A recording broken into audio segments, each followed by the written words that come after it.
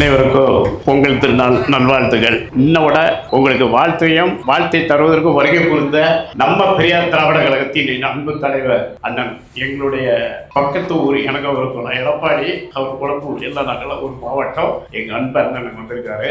அவரை முத இந்த இடத்துல தான் சந்திக்கிறேன். முதல்ல உங்களுக்கு வாழ்த்துகள். ஆமா, நான் இந்த அளவுக்கு இது ஒரு பிரமாண்டமா இருக்குன்னு நினைக்கல. ஏதோ ஒரு மன்ற ஏதோ பிள்ளைங்க அடைக்கிறாங்க குழந்தைங்க அப்படின்னு ஓடி வந்துட்டேன். நிச்சயமா என் உதவி உங்களுக்கு பெரிய அளவில் இருக்கும்.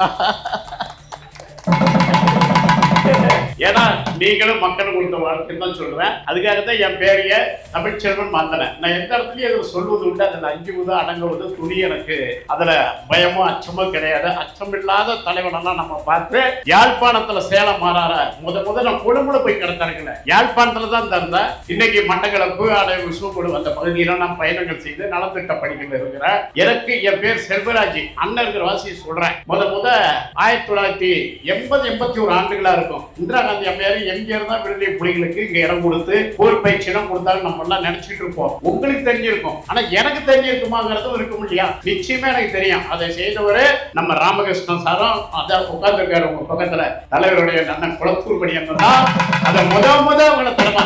மத்திய அரசுக்கு இவங்க செஞ்சுட்டு இருந்த விஷயமே தெரியாது அந்த உளவுத்துறைக்கு. அதுக்கப்புறம் தான் தெரியும். அப்பேற்பட்ட மனிதரோட உட்கார்ந்து இருக்கும் போது அவரை பார்க்கும் போது தேசிய தலைவரை பார்த்தது போலவே இருக்கார். உடல் வாக்கு, அவருடைய பாவனை, உடல் கட்டு, அப்படியே அந்த யூனிஃபார்மோட வந்திருந்தாருன்னா இன்னைக்கு தலைவர் முகத்தை பார்த்த மாதிரி இருக்கும். எனக்கு இந்த ஊர் பேர் கேட்டா கூட தெரியாது, எனக்கு அங்கதான் தெரியும். இப்ப கூட நான் என் அன்பு தலைவர் அண்ணன் எழுச்சி தமிழரோட வியட்நாம் போயிருந்தோம் தமிழ் மாநாட்டுக்கு. அந்த உரையில பேசினேன், தமிழர்களே எதை பத்தியும் கவலைப்படாத, உனக்கு 2 தலைவரை படி, ஒன்னு பெரியார படி, ஒன்னு அம்பேத்கர் படி. ஏன்னா நான் கல்வி படிக்காதவன். நமக்கு ஒரு 3ஆவதுலயே என் தாய் இருந்து நான் படிச்சதெல்லாம் அந்த டி கிளாஸ் எடப்பாடியில பின்னாடி அந்த பெரியாருடைய நாடகங்களையும் அந்த கருத்துக்களையும் பகுத்தறிவும் ஒரு மனிதன் இருக்கணும். உழைக்காம எதுவும் கிடைக்காது. சுயமரியாதையோட மனித வாழ்க்கை மட்டும்தான் நான் எடுத்துக்கிட்டேன். இன்னைக்கு வாழ்ந்துட்டு இருக்கேன். அதுக்கு உதாரணமே நான் தான். ஆமா, என் பேர் செல்வராஜ். ஏன் தமிழ்ச்செல்வன் மாத்தனா? நம்ம விடுதலை புலி அரசியல் பிரிவு தலைவர் தமிழ்ச்செல்வன் கிளிநொச்சியில குண்டுவீச்சில துரோகத்தால கொல்லப்பட்ட போது அந்த பொன் சிரிப்பியை நெஞ்சை விட்டு விலகவே இல்லை.